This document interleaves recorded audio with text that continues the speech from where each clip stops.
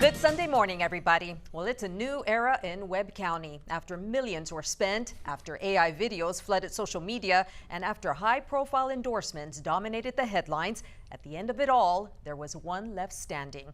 And for the next 4 years, he won't be delivering the news, he'll be hoping to create it.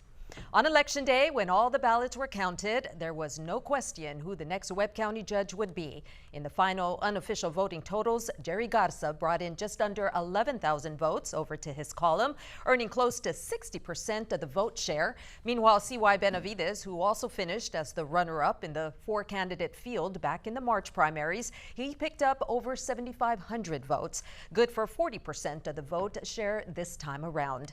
And while there could only be one, and after a bruising election cycle, the second-place finisher shared some closing thoughts as he looked to the road ahead. I think it was a very difficult campaign. It was a lot of material that the community had to sort through. We had a lot of, negative people trying to put up a big lie, slurred kind of candidacy, and unfortunately, the results, didn't come our way.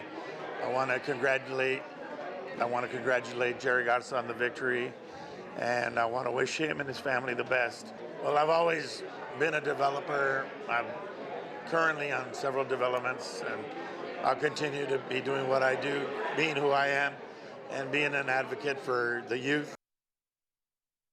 Well, that's where we begin this morning's discussion. Joining us is Webb County Judge-Elect Jerry Garza, fresh off of his campaign night and what was almost a year-long campaign effort. He is joined by KGNS General Manager Luis Villarreal and longtime KGNS anchor and political analyst Miguel Amante. Good morning, gentlemen. Thank you all for joining us today. Hi. Good morning. Good morning. Good morning. Congratulations. So this is odd. This is a bit surreal. I'm not here as a contributor or as an anchor. You're here to be grilled. But it feels nice. He's here to be grilled. I thought you were. That to me. I thought you were gone. No. Let me say it on record.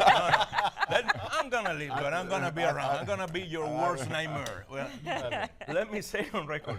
This is the most uncomfortable chair I ever sit down in this stage. And you did it on purpose to distract my attention. I didn't know you were going to be here. That was your idea. Yeah. They invited me. And Luis, it was you, man. I think this may be the start of a nice podcast, but we'll talk about that. Okay.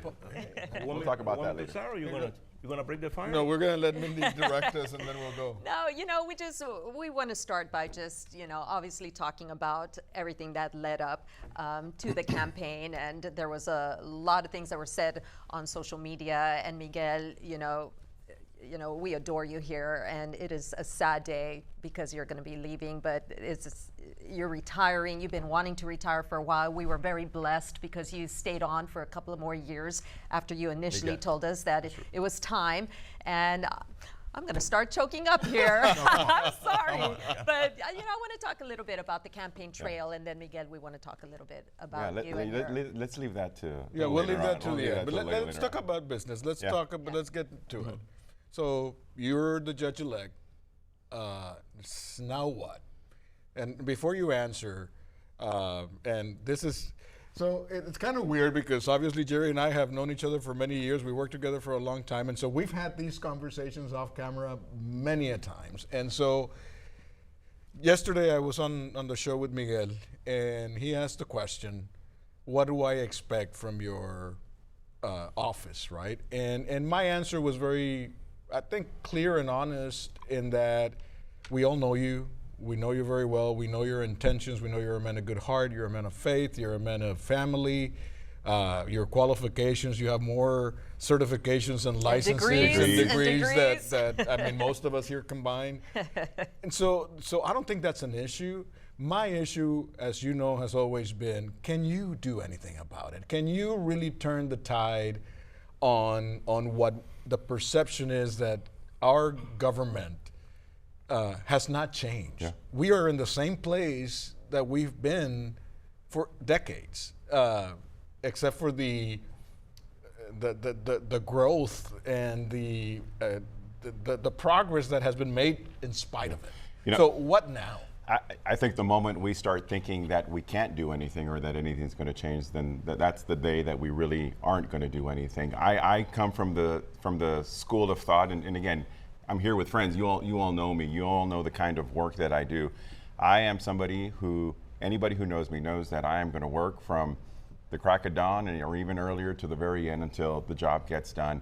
And we are going to go. And I think one of the most important things, everybody asks me, you were a journalist for 20 years, and how does that translate? I think one of the biggest skills you learn being a journalist, being a reporter, is the ability to sit down and listen to people, being able to hear their stories, hear their troubles, hear their problems, and then you try to help out as much as you can. I don't think that's very much different from where I'm headed right now. And I think that the best tools I'm going to have through these next 4.5 years, are going to be my ears and being able to listen to the people, because some of the best ideas are going to come from the people. I said it throughout the entire campaign trail. Some of the projects, and in fact, a lot of the projects that I initiated were at town hall meetings. We're stopping and having that one-on-one with people. And I don't think that's any different.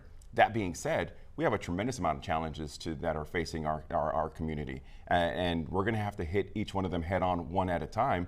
And that's going to be the challenge. But we're up for the challenge. And anybody who knows me knows that I'm one of the hardest working people that you're ever going to find. I'm quiet about it, and that was something that people said, well, he doesn't do anything. No, we work very quietly. We try not to bring attention to ourselves because that kind of distracts sometimes.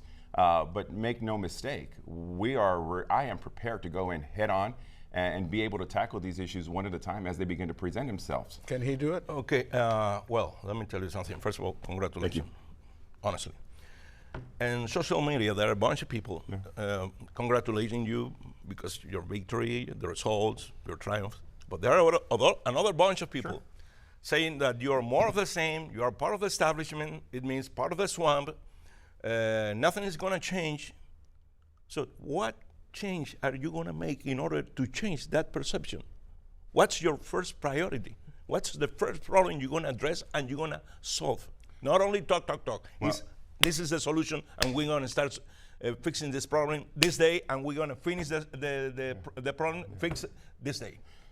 It's going to be a matter of delivery.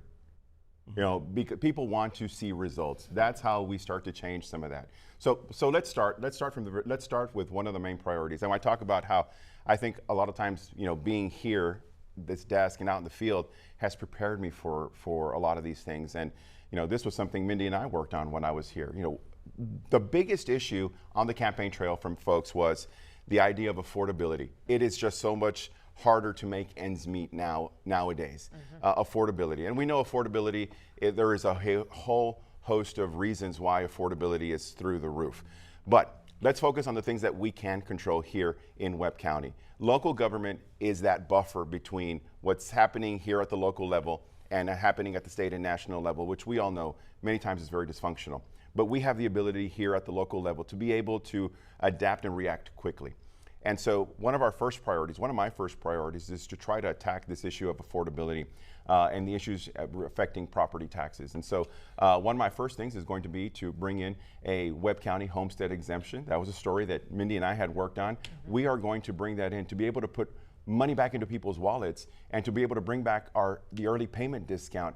That is a sign of goodwill that I think the county can deliver to the taxpayers. But okay, and I'm not, yes, great, and we can all use the Webb, what is it? The homestead exemption. The homestead exemption, we can all use that.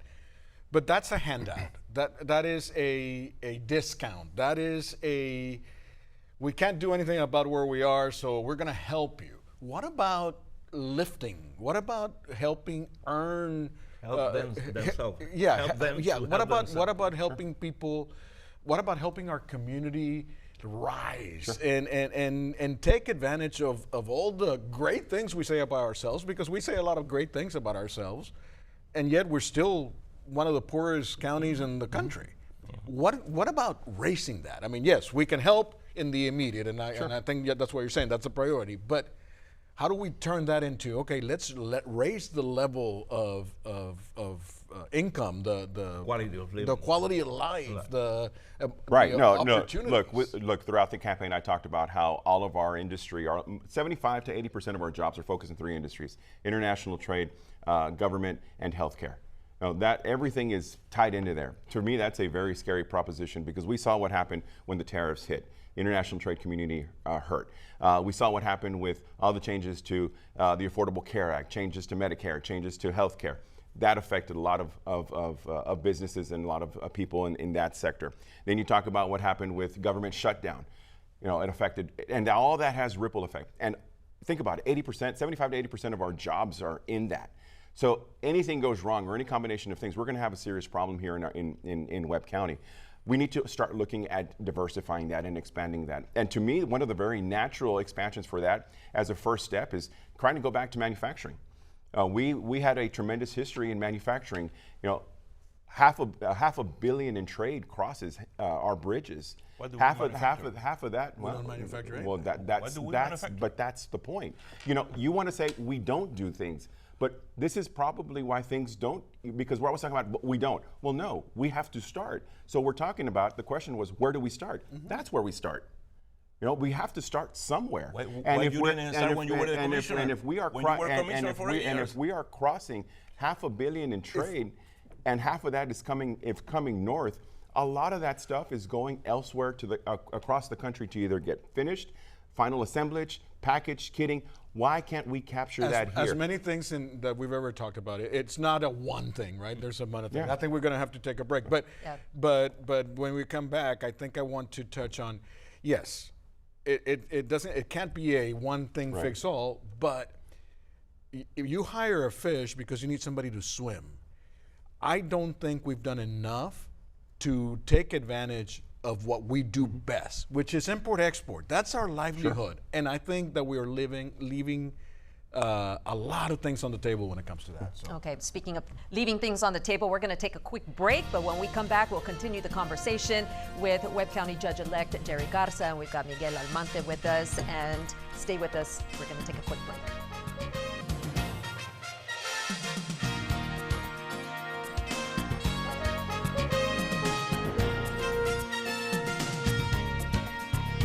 Welcome back, everyone. We're continuing our conversation with Webb County Judge-Elect Jerry Garza, touching on future plans and priorities before he's sworn in at the start of the new year.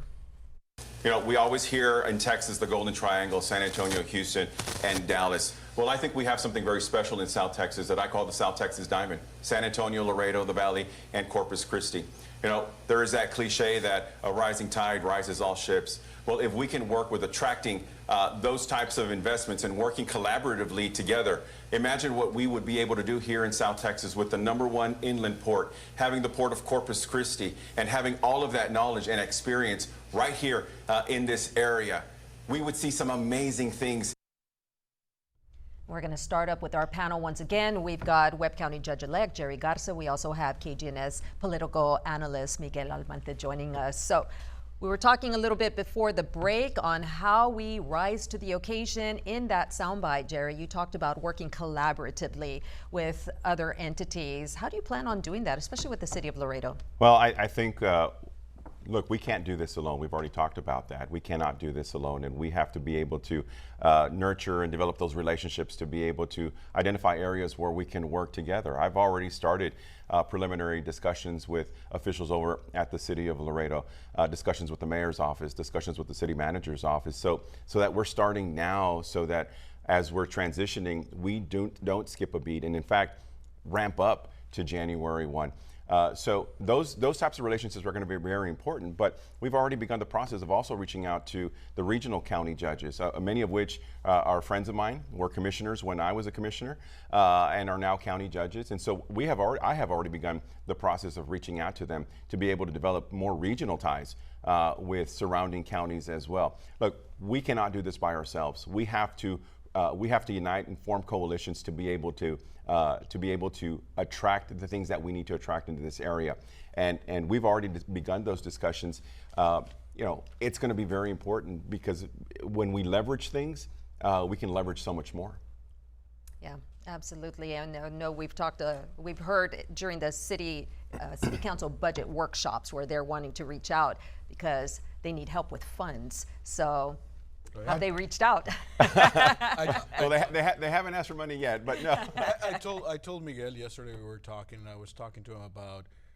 He called me Martin Luther King because then I have a dream. You say, I have a dream. I have a dream. That's copyright. And my dream is that we eliminate the county and city as entities and combine them into one operating entity, which I know that in theory sounds great, but in practice it's complicated, and that there are a lot of legal issues and state issues. But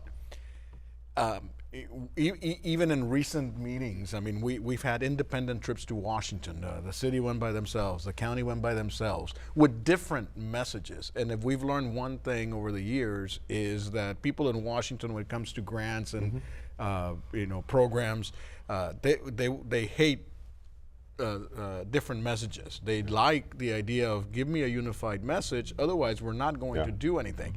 And so, where does that land? I mean, how can we get there? I know during your time as commissioner, you did some work with the city, and we're moving in that direction, but that seems to have gone sideways. Well, and to your point, I've already started meetings with officials on the city side, and we talked about that specifically. Look, we're in a unique situation. 90% of Webb County, the population is City of Laredo. And so it presents some unique challenges, but it also presents some amazing opportunities as well. One of the things that we identified was you have this mom and dad situation thing sometimes where you have organizations, people's groups, lobby groups, they go to the city, but if they don't get the answer they want, they come to the county, and sometimes, there is that limited communication. And so that kind of puts us, maybe not at odds, but puts us on different playing fields. And the idea of making sure that we talk more often so that when we do present a unified front and say, no, this is the way we're going and we're in lockstep and this is the way we're moving forward. When I was county commissioner in 2010, I implemented a Webb County City of Laredo Inter-governmental affairs committee. The entire idea is we're never going to become a Miami-Dade one single unitary government. I want that. That's the dream. But the entire idea was that if we can find areas of mutual cooperation, areas where we can pull our resources together, then it's less of an impact on each of the individual entities. And I'll give you an example. The City County 311. That was an initiative that was sponsored by both entities. It is now the most utilized service in the county and in the city. We worked on that together. Imagine that.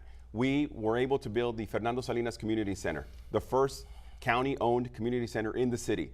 That was a joint collaborative effort that came from the City County Intergovernmental Affairs Committee. And then we started bringing in the school districts because there are infrastructure, mobility issues that we need to address also. So we were actually working on that and moving ahead. Administrations change, priorities shift, priorities focus, priorities change, and that has gone to the wayside. The committee's still there. And I'm going to make it a priority that we get to the table much more often to be able to continue that kind of work. Miguel and I can serve on that committee.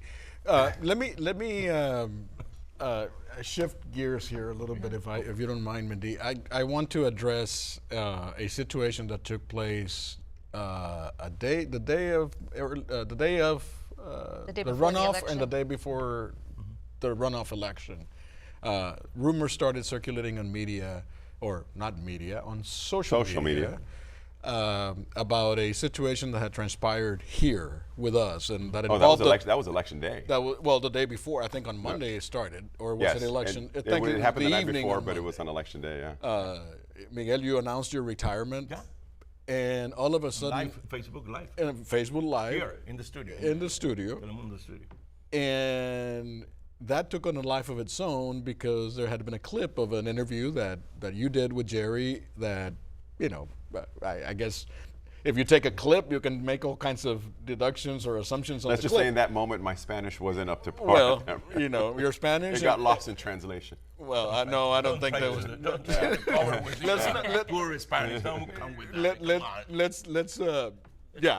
That's probably in a whole nother show.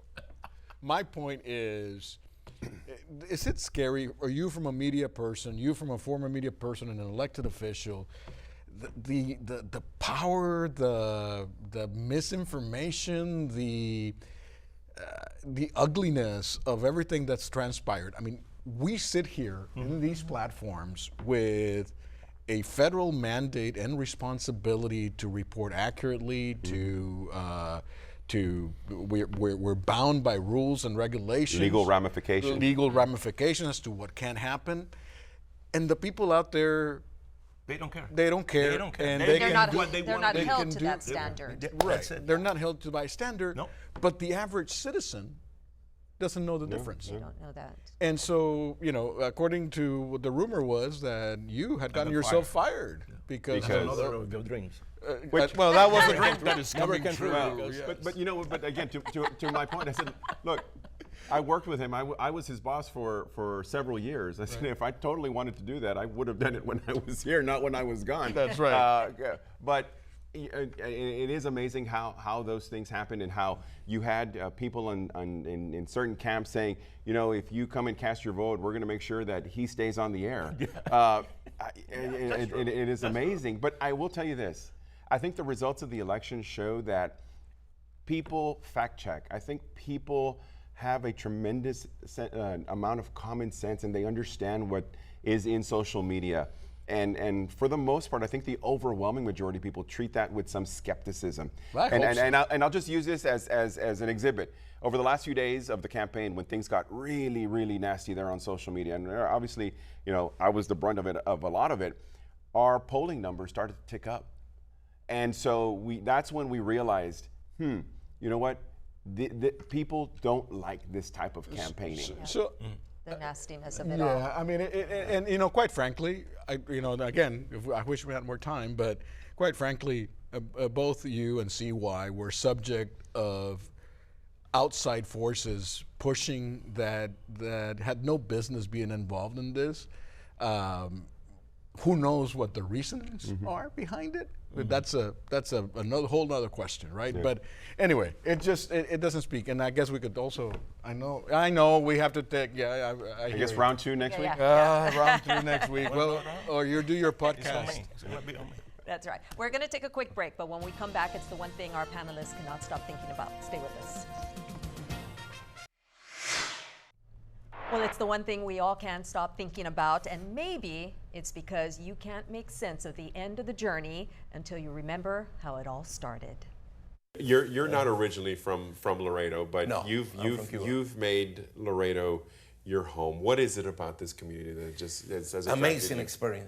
amazing experience with the community. I never expected, I'm very honest, this response from the community. I mean, they make me feel like another member of the community, and I am. Oh, show them how you do it. Yeah. Show them how you do it. Yeah, blow me out of the water here.